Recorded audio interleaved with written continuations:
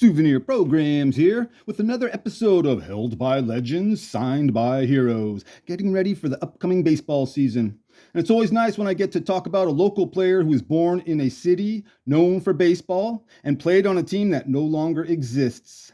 The player is Walt Judnich, the city of San Francisco, and the team is the St. Louis Browns. So let's go back to the city by the bay and visit a young Walter Franklin Judnich, born in said city by the bay in 1916. I've also seen 1917 listed for his date of birth. He goes by Walter, Walt, or Wally. Nickname, the Silent Slovene. My guess is that's a baseball nickname, and his family is from Slovenia. He signed Dad's autograph book, Walt, so that's what I will call him. Wally bats left, throws left, and stands 6'1", weighing 205 pounds, making his MLB debut in 1940 with said St. Louis Browns. Walt attended San Francisco's Mission High School, whose famous alumni include Wally Berger, Hall of Famer Joe Cronin, both from the class of 23, Babe Dahlgren, Eddie Joost with Walt and Eddie, both class of 34. Another Hall of Famer, guitarist Carlos Santana, also went to Mission High School.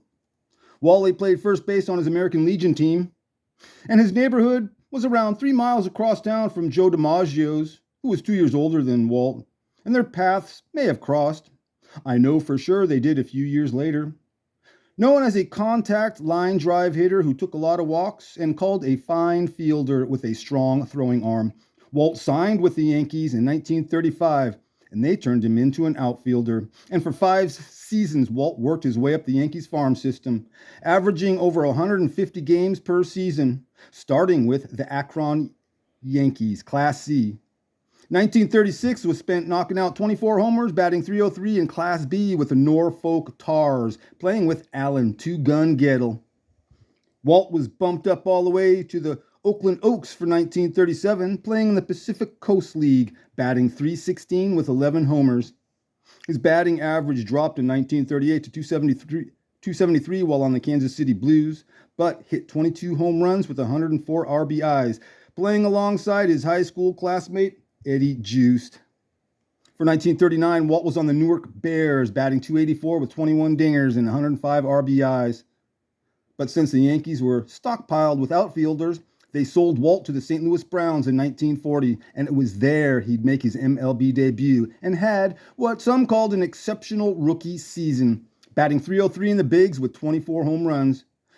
His batting average slipped in 1941 to .284, and he hit 10 less homers, but Walt's 1942 season, his third in the majors, was his best, hitting 17 home runs and batting .313, which was 6th best in the AL, and only one of 7 batters to surpass the 300 mark that season. Ted Williams led the league with a .356 batting average. Ahead of Walt, batting .322, was said Mission High attendee Joe Cronin. But Walt Judnich can always say he finished ahead of Joe DiMaggio, who hit .305.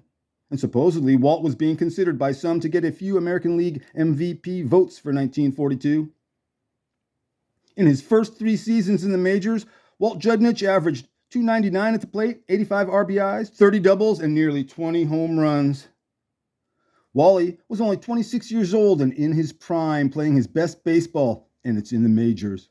Then duty called, and in March of '43, Walt joined the Army Air Force, stationed at McClellan Field in Sacramento, and was a star player for the McClellan Field Commanders in the Central California Servicemen's League, which I never heard of.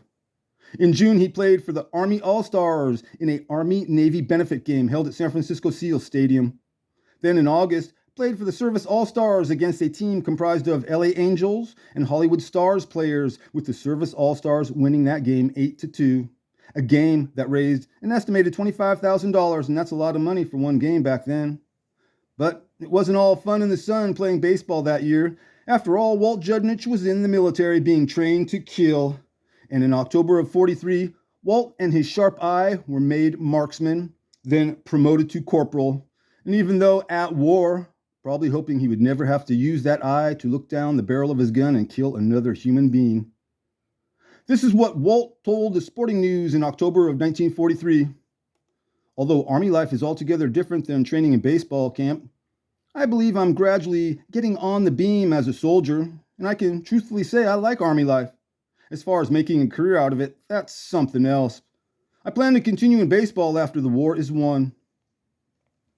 In 1944, Corporal Judnich was assigned to Hickam Field in Honolulu, joining Jolt and Joe DiMaggio, where the two became mainstays and both played with the 7th Air Force team. Playing in the Central Pacific League. I really do need to look into these military leagues. In September of 44, Walt played in the Army-Navy World Series on the Bellows Field Flyers team. And if not for the war, he would have been on the St. Louis Browns playing in the 1944 MLB World Series. It's all about timing. His last games playing in the military were in September of 45, playing on the island of Tanan, on the American League All-Stars team. Corporal Walter Franklin Judnich was discharged from military service at Camp Beale, California in November of 1945 and was 30 years old when he showed up to the Browns spring training camp in 1946. And even though he'd been playing ball for the past 3 years, it wasn't the major leagues. And like they say, sometimes you play to the level of your competition. And year after year, he was playing against guys who were never going to play in the majors. So like many other former major leaguers, when they do come back to the big show, they are a little past their prime, and the game hasn't so much passed them by. It's just some can't get back into the swing of things, as they say.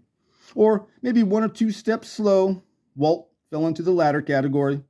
Even though he was a starter on the Browns in 1946, he wasn't the same player, batting .262, but did hit 15 homers, and would hook up with another Mission High school classmate, Babe Dahlgren, who was 2 years older than Walt. Longtime Pacific Coast League pitcher Chet Johnson was also on that team. He was a real character and a favorite of Groucho Marx.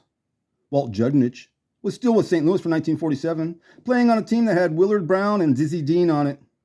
He had more home runs than the previous season, but his batting average dropped to .258, and after the season was traded to the Cleveland Indians. It's there in 1948. He played in less than 100 games for the first time in his career, which is okay if it means you get a World Series ring. And Walt Judnich got one. It's all about timing. The Pittsburgh Pirates claimed him off waivers from the Indians before the start of the 49 season. He played in 10 games as a Pirate, his last in the majors, and in May sent to the San Francisco Seals. He was on the Seattle Rainiers teams from 1950 to 1953, played all of 1954 with the Portland Beavers and part of 55, finishing the season and his career in his hometown back again with the San Francisco Seals. A great way to end your career. After 18 seasons and more than 2,500 games played, a career that started in 1935 and finished in 1955 with a war in between. And like most I talk about, Corporal Judnich served his country, but is one of those who enjoyed his time in the military. And fortunately for him, he has good stories about his military days playing in Hawaii with a variety of baseball stars and legends. And not too many more legendary than the guy from his hometown and one of the all-time greats, Joe DiMaggio. More good fortune for Corporal Judnich was when he did face the Japs in the Pacific Theater. It was in 1949, and from across a baseball field, not a battlefield, and they were holding bats, not bayonets. This is when Walt was on a goodwill tour with the Pacific Coast League All-Stars and their leader, Lefty O'Doul. A year later, Walt and the boys were on some real cool-looking Menko Japanese baseball cards. In total, he has 31 cards, 16 from his playing days. For his 1941 play ball art card, Wally has a sheepish grin on his face like he just did something he wasn't supposed to. Walt Judnich was just 54 when he passed away from liver failure on July 12, 1971 in Glendale, California. He was one of MLB Commissioner Bowie Kuhn's favorite players because one time when Bowie was young, Walt took a minute and, as Bowie said, spoke to him very kindly.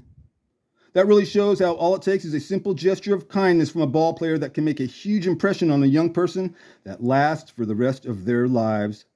Whether it's a few seconds when some words were exchanged, a handshake and an autograph, or even if it's just a big smile and a wave in your direction at you and your dad in the stands. My dad's parents were great and gave him many opportunities during the 1950s to experience those kinds of personal interactions with players from the golden age of American baseball, with most of those encounters happening at Seal Stadium in San Francisco, the city by the bay.